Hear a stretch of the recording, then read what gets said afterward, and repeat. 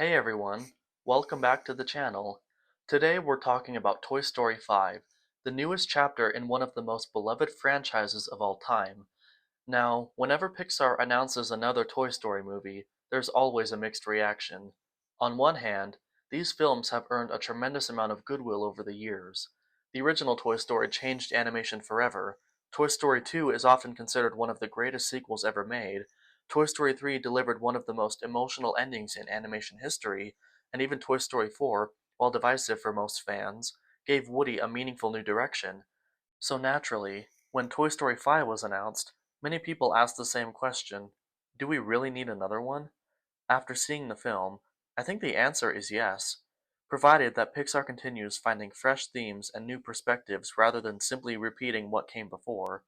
Toy Story 5 doesn't quite reach the heights of the franchise's very best entries, but it does something important. It identifies a real modern issue and uses it to explore what these characters mean in today's world. This isn't a movie about whether kids outgrow toys. They've already done that. This is a movie about whether toys still matter in an age where children have instant access to tablets, smartphones, streaming content, artificial intelligence, and endless digital entertainment. That's a fascinating premise, and thankfully, Pixar does a lot with it.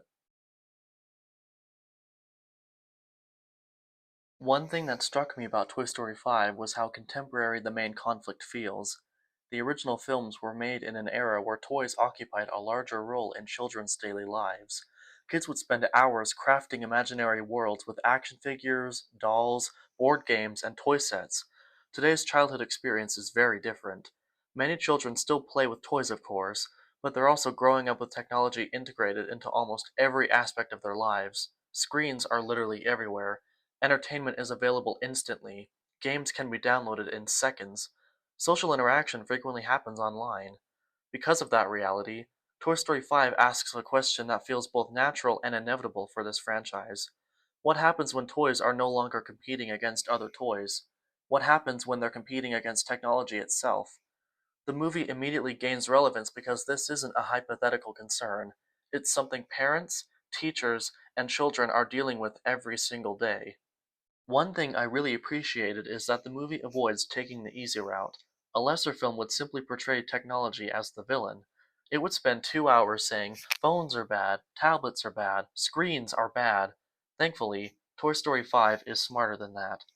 The film recognizes that technology has benefits. Digital devices can educate, entertain, connect people, and encourage creativity in their own ways.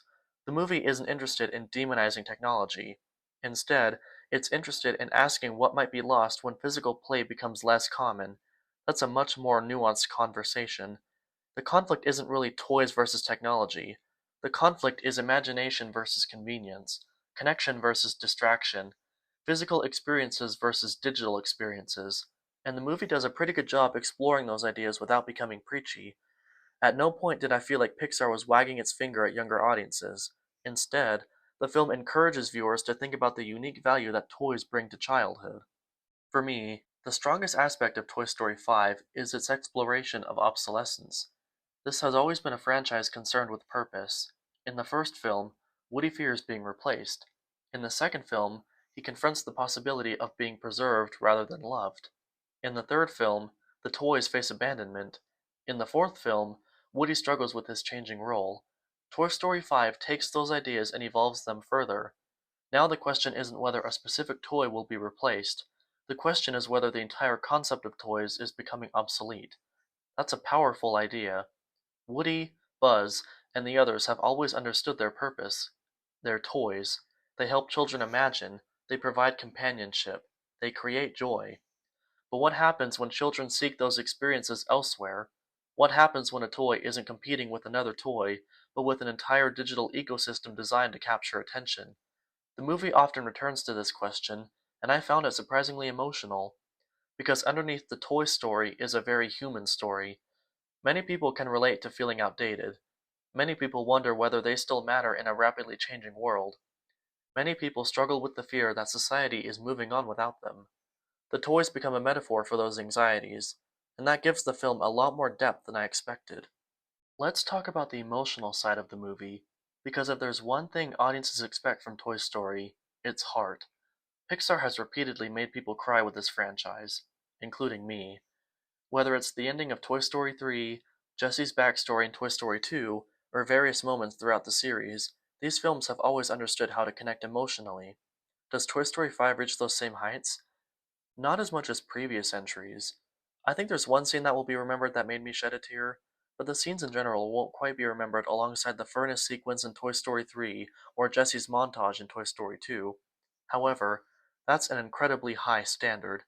What Toy Story 5 does accomplish is creating genuine emotional investment.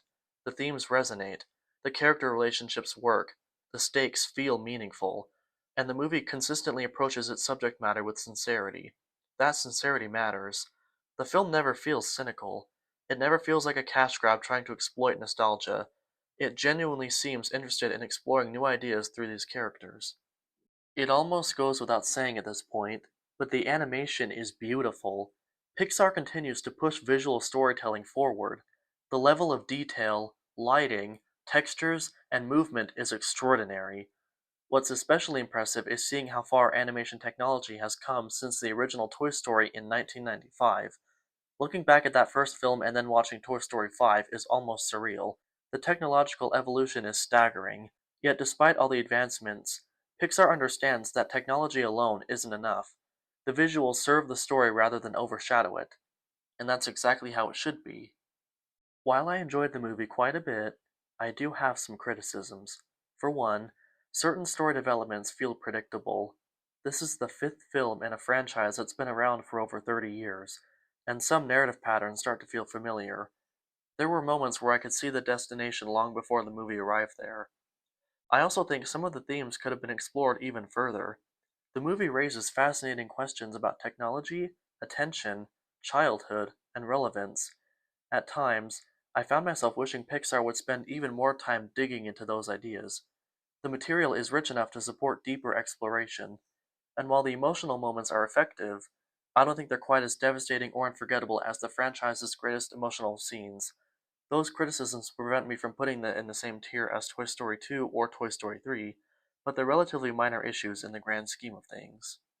At the end of the day, what impressed me most about Toy Story 5 is that it found a reason to exist. That's not always easy for a fifth installment. Many franchises continue simply because they're profitable. While that could also be the case here, Toy Story 5 actually has something to say. It takes the franchise's long-standing themes of purpose, belonging, and change and applies them to a modern world shaped by technology. The result is a thoughtful, entertaining, and surprisingly relevant film that feels more substantial than I expected. It's funny, it's heartfelt, it's visually stunning, and most importantly, it engages with questions that many families are actively wrestling with right now. Can toys still matter in a digital age? What do we lose when imagination becomes increasingly mediated through screens? How do we maintain human connection in a world full of distractions? Those questions give Toy Story 5 a thematic richness that elevates it above being just another sequel. So while I don't think it's among the franchise's best films, I do think it's a worthy addition to the series and one that justifies continuing the story. My rating? 8.5 out of 10. A sequel that actually feels needed. If you've seen the movie, let me know what you thought of it in the comments. Did you enjoy the direction Pixar took? Where would you rank it among the other Toy Story films? If you enjoyed this review, be sure to like, subscribe, and ring the notification bell so you don't miss future videos. Thanks for watching, and I'll see you guys in the next one.